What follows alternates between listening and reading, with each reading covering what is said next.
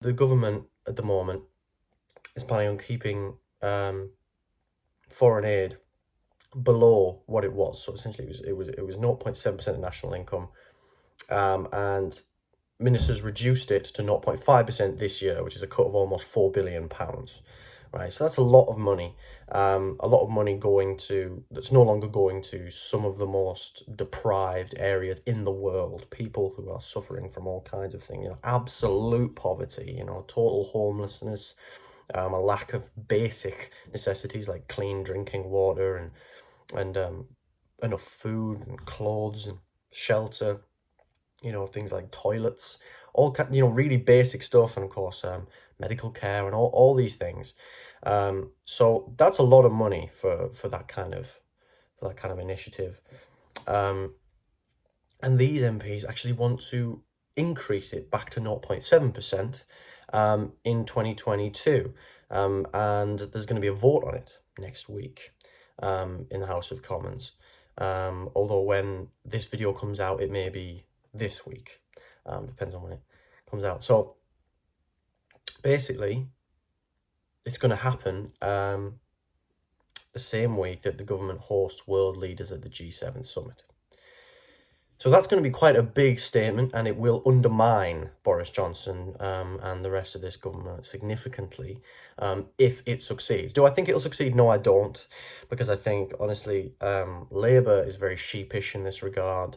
They're sheepish in every regard. They don't really, under the leadership of Keir Starmer and all those on the Labour right, they have no idea what they stand for. And it's like every time a progressive policy gets proposed, they kind of back away from it, almost every time. I mean, the votes at 16 is the only substantial one I can think of recently.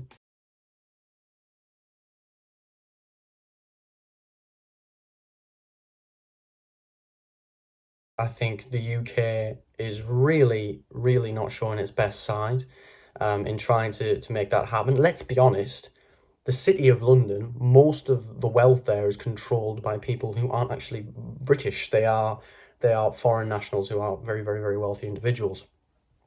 So, we need to be kind of taking back control, to use a very popular phrase with Brexiteers, of the finance capital that we have in the City of London. And what we need to also be showing is that we want to take back control of the housing market, and that fundamentally what Britain has to offer isn't just financial services, because right now that's essentially what we are projecting to the world through this, and sort of generally the way that the government is handling the economy, in the way that successive governments, Tory and Labour even, going way back to the Brown Blair years, that's what we've been projecting through our economic policy.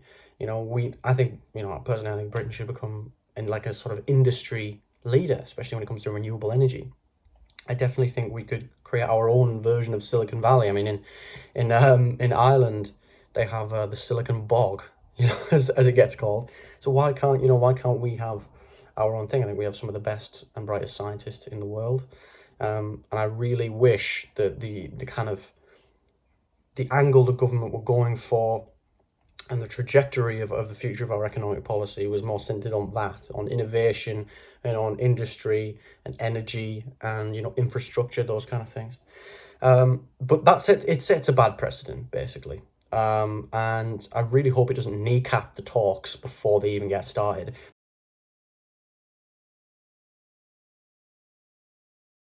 As you all know, the G7 are very, very influential countries, very powerful countries.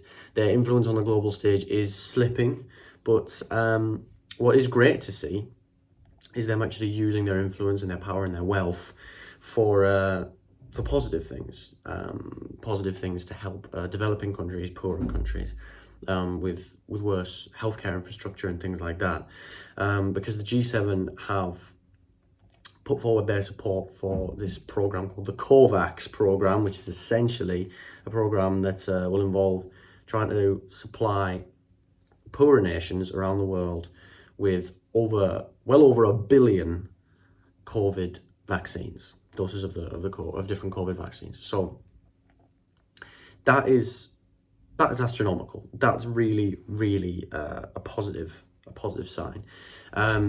Joe Biden has proposed, he's at the very least strongly inclined that the US will be trying to get to at least 500 million doses. It seems like that commitment is pretty solid. Now, whether or not the UK actually helps with this in a really significant fashion is a little bit unclear. We have committed almost about, I think, 548 million pounds is quite a big chunk of money.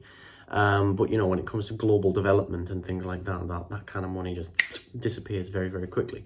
So you know, the UK the UK could definitely be doing a lot more, and we haven't had any clear commitment on dosage numbers from the UK. And an analysis has shown that I think the countries were Canada, the UK, Australia, France, and Germany, I believe, have about 1.2 billion more vaccines than they need to give everyone in their populations 2 doses.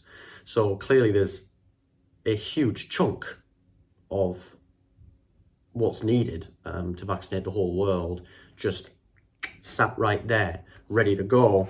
And let's not pretend like there aren't massive logistical issues with this. It's not an easy thing to do, but we need to recognise that whilst what the G7 are proposing is very good, that it's very much not born out of pure altruism, because if it was, then there would be, you know, there would be more being done because more can be done.